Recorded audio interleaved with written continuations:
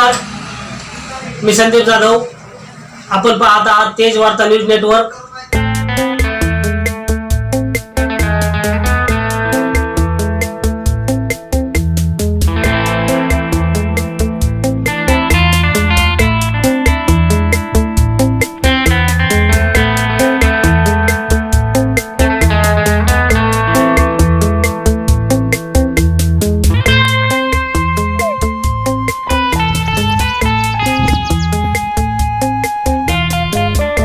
त्यांनी ह्या प्रकारे शेततळ हे बांधलेलं आहे. साधारणतः 3 महिने ते 4 महिने उन्हाळे जे कडक असतात, हा शेततळाचा वापर हा फळबागासाठी होतो.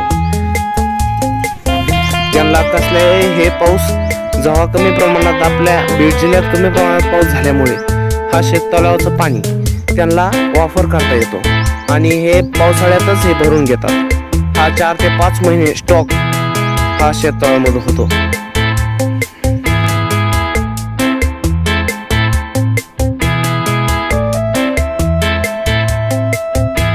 पाहता तेज वार्ता न्यूज अँड एंटरटेनमेंट.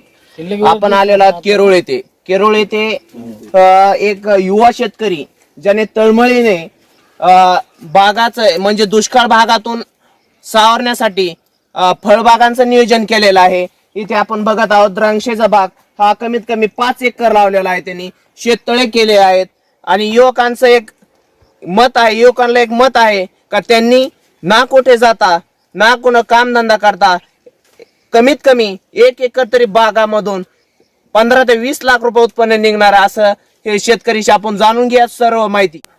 आपण जाणून घेऊया शेतकरी शेख जाकीर यांच्या धर्मपत्नी ह्यांना काय वाटतं.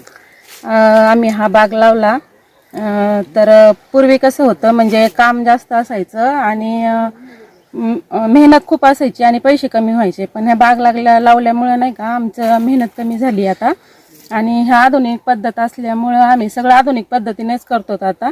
म्हणजे ठिबक सिंचन वगैरे फवारणी ट्रॅक्टरनी ते, त्यामुळं काम असं म्हणजे हाताने खूप कमी करावं लागतंय आणि उत्पन्न पण त्या मानाने म्हणजे बरं होतंय. ते म्हणजे पहिल्यापेक्षा आता चांगलं होतंय. त्यामुळं म्हणजे हा चांगलंच आहे आणि सगळ्यांनी असंच आधुनिक पद्धतीने शेती करावी म्हणजे असं वाटतं. कारण फळबागा वगैरे लावल्यावर आपल्याला म्हणजे चांगलं उत्पन्न होतं आणि सगळ्यांनी असंच करावं असं वाटतं मला. म्हणजे काम खूप कमी झालेलं आहे म्हणजे पहिल्यापेक्षा आणि काम कमी असलं आणि ह्या बागात म्हणजे मेहनत कमी आणि उत्पन्न पण जास्त होतं, पैसे पण होतात. त्यामुळे मग आम्हाला म्हणजे काम करावं वाटतं म्हणजे असं म्हणजे पटपट आणि थोडंच असतं बागात काम म्हणजे असं जास्त काही नसतं. आपल्या दुसऱ्या फळ लागतं तेवढं काम नसतं. तर इथं चांगलं काम होतं तसं काही नाही. त्यामुळे आम्ही उत्स्फूर्त करतो आणि त्यामुळे मला असं वाटतं की सगळ्यांनी फळबागाच कराव्यात.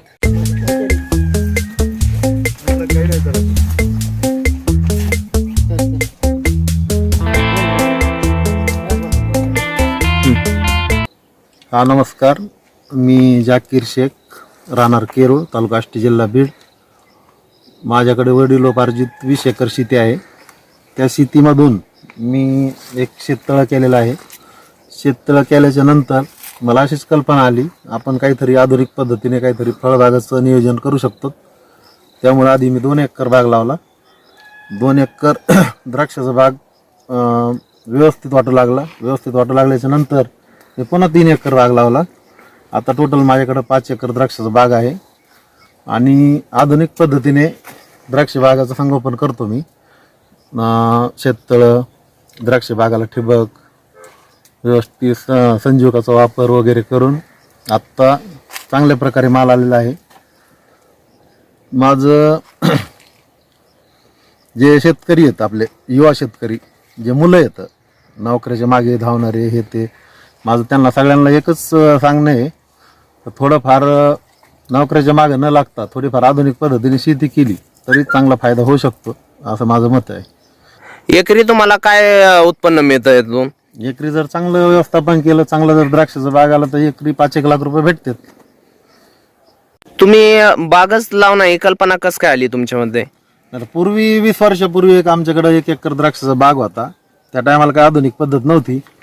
आम्ही असाच व्यवस्थापन करून 1-2 लाख रुपये उत्पन्न व्हायचं त्यावेळेस. परंतु आता सगळं आधुनिक निघल्यामुळं आता उत्पन्न पण जादा निघतंय आणि कष्ट पण कमी आहे. सगळ्या टेक्नॉलॉजीने फवारणी यंत्र ट्रॅक्टर वगैरे यांनी काही अडचण येत नाही, चांगलं उत्पन्न निघतं. आपला माल कोणत्या बाजारात जातो? आपला माल MP UP पुढे पण व्यापारी येतात, फार जम्मू काश्मीर पर्यंत म्हणलं तरी जातो. आतापर्यंत आपल्या बागात किती उत्पन्न घेतलं आहे आपण? आता मागच्या वर्षी आपले 2 एकरमध्ये 12 लाख रुपये झालते आणि खर्चवर वगैरे सगळा विचार केला 4-1 लाख रुपये खर्च होऊन 8 लाख रुपये उत्पन्न राहिलं होतं. तुम्ही त्यासाठी नवीन काही उपक्रम राबवले आहेत का? नाही आता सध्या तर नाही नवीन काही. आमचे मित्र शेख जाकीर शेठ यांनी 5 एकर द्राक्षाची बाग लावून अतिशय चांगल्या पद्धतीचं उत्पन्न हे घेतात. त्याबद्दल मी त्यांचे या ठिकाणी प्रगतशील शेतकरी म्हणून आभार मानतो. आणि असंच सर्व गावातील तरुणांनी थोडंसं शेतीमध्ये जरी लक्ष घातलं तर 100% शेतीमधून सुद्धा चांगल्या पद्धतीचं उत्पन्न मिळतंय असं मी या ठिकाणी विश्वास देतो. आणि असंच जाकीर शेठनी जसं शेतीमध्ये लक्ष दिलंय असं आपणही द्यावं असं या ठिकाणी आमचे मित्र बंधू शेख जाकीर शेख हे आमच्या गावातले प्रगतशील शेतकरी, कारण त्यांनी दुष्काळाचे झळा सोसत असताना थेंब थेंब पाण्याचे नियोजन करून ह्या ठिकाणी 5 एकर बाग ही द्राक्षाची जगवली आहे. तुम्ही पाहत आहे त्यांचं उत्पन्न कसं भरघोस पद्धतीने निघलंय.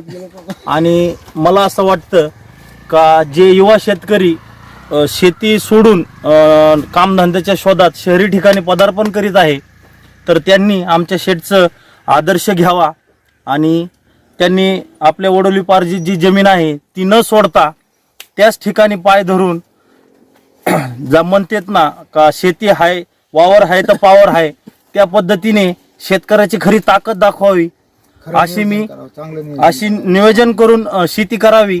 आणि खरोखर ह्या शेठचा आदर्श घेण्यासारखा आहे. त्यांचं सामाजिक कार्य पण भरपूर चांगलं आहे. त्याचबरोबर त्यांचं चांगलं मित्र पण म्हणजे भरपूर आहेत आणि एक आदर्श म्हणून आमच्या गावाचं त्यांचं नाव आहे.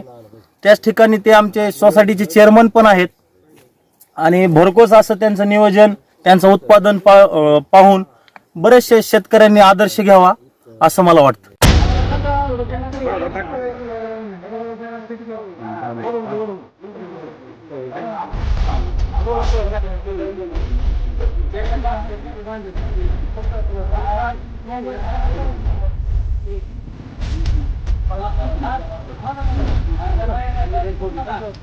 नाही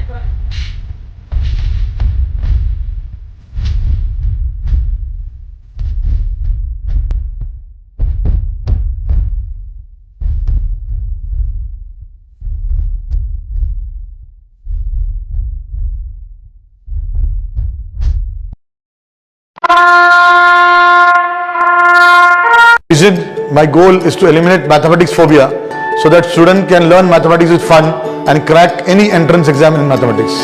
I believe learning mathematics is fun. Come and experience at Ani's classes. Ani's classes, where maths is fun.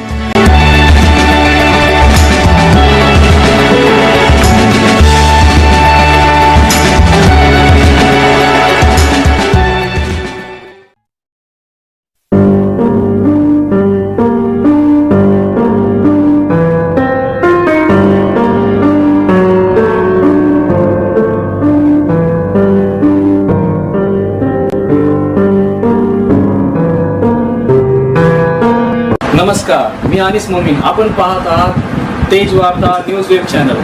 आपल्या परिसरातील ताज्या घटना, चालू घडामोडींचे व्हिडिओ वृत्त पाहण्यासाठी आमचे चॅनल सबस्क्राईब करा, लाईक करा, शेअर करा, बेल आयकॉन प्रेस करा.